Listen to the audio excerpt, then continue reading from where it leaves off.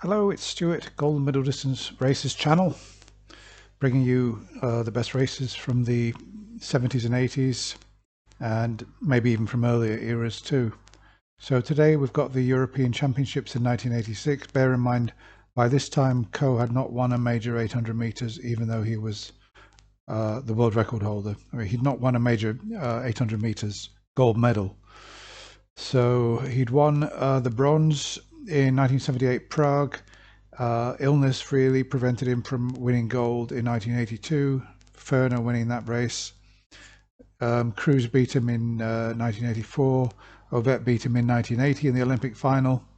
So let's see how he goes against Cram and Tom McKean in Stuttgart in 1986, which was really, like right in the middle of the golden period of British athletics, really.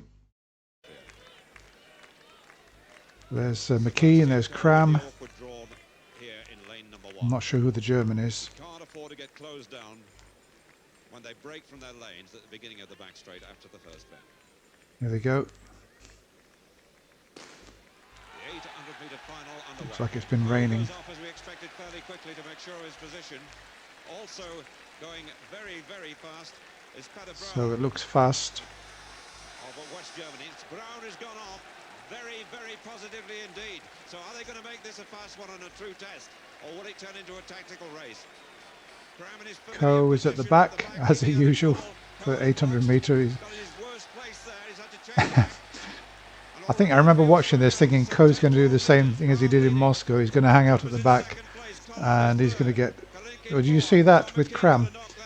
Actually, I'm just going to stop that there. I want to go back and have a look and see what happened to Cram. I didn't notice that the first time I watched it. Let's have a look. So you can see Cram is actually realizing he's lost a lot of ground. He's something like, what, 10 meters behind the leader? He's desperately trying to get back in position. And already the field strung out. There's some 10-12 meters. Brown leading. Droppers in second place. Collard is third. Yeah. Right, what happened there? Okay, well, there's Tom McKean on the outside. It looks to me like Cram actually collided with Tom McKean, maybe in trying to get around him, or McKean just felt that Cram was coming at him. Checked slightly. So Cram is boxed, Coe is at the back, but they've slowed a bit, so the gap has closed. 51.9, it's pretty quick. There was another problem there. Cram had to touch somebody's back. He's gone around. Cram's not really running his best race here. He's expending a lot of energy trying to get past people. But Coe actually is run fairly wisely there, but he is in the outside lane, which means he's running more distance. And there goes Cram. Coe still covering more ground on the outside there, but now he's tucked in behind Cram, slipstreaming him, which is a good idea. And Coe's coming on the outside like he did in Moscow, but this time...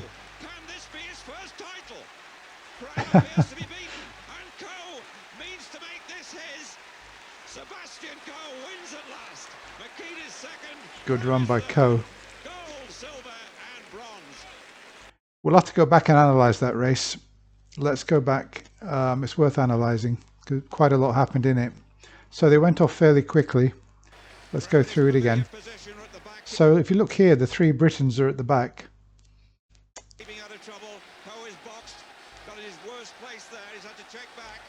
I mean, look, Coe is taking a big risk there. This is exactly what he did in Moscow. Same thing. He started off at the back. I would say he's even further behind here than he was in Moscow at this stage. So, he's playing quite a high-risk strategy here. Cram is realizing that he doesn't want to make the same mistake as Coe and leave himself with too much to do at the end. And I think that's why he had this slight collision with Tom McKean. Yeah, did you see that? Unfortunately, the camera just... There was a collision there with McKean. It didn't seem to affect McKean. So I suppose one good thing about where Coe is at the moment, because he's not in the pack, he's not really in danger of colliding with anybody. Maybe that's why he's running the race this way. Approaching the bell, leading for West Germany. Droppers second, McKean third, Collard fourth, Kalinkin five. Cram and Co next to back, and the time fast inside 52. Oh, and they've got another knock. There was another problem there. Cram now has got out of trouble. Cram has actually, yeah, he's come around. Still Brown leading, Droppers second, McKean third, Ostrowski four, Collard five. And of course, with Cram's strategy, normally in the 1500 meters, he goes from about 300 out. Long surge that really, in the days when he was at his best, nobody could cope with that. This is a slightly different race because they're already going very fast, and there's not as much time. I mean, a 300-meter surge would be like nearly over a third of the race. Moved down the back straight. Coe goes through behind him. And Cram very, very wide. And he usually surges from the front. This isn't the case with this race. So if you look at where Coe is now, he's in a much better position at this stage than he was in Moscow. In Moscow, he was, 4 meters? Well, a good few meters adrift of Ovett. Probably further out, he was in the third lane, and he still had some traffic to get around. He's in a position here now where he's only really got McKean and Cram in front of him. Still, he is on the outside, and he's having to cover more ground. But he cleverly pulls in behind Cram there. Cram, McKean, and here comes Coe. A dramatic move on the outside by Sebastian Coe. Can this be his first title? Cram appears to be beaten, and Coe means... Now McKean ran very strongly. Sebastian Coe wins at last. Yep, yeah. So McKean did run very strongly. I think he probably was at his best or near his best in this race. I know that he ran some very good times around 1990, but he was still in very good form here. And I actually think that he was very, very disappointed not to win. I remember the interview that he did immediately after the race. I wonder whether I should repeat what he said.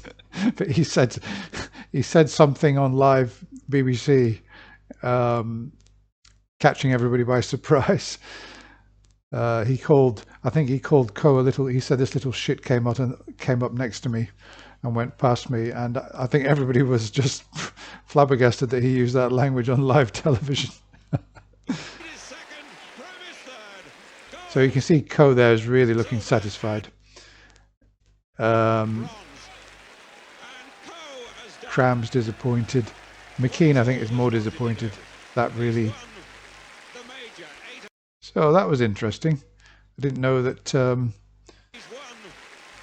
I did not know that McKean and Cram had that kind of relationship, but anyway.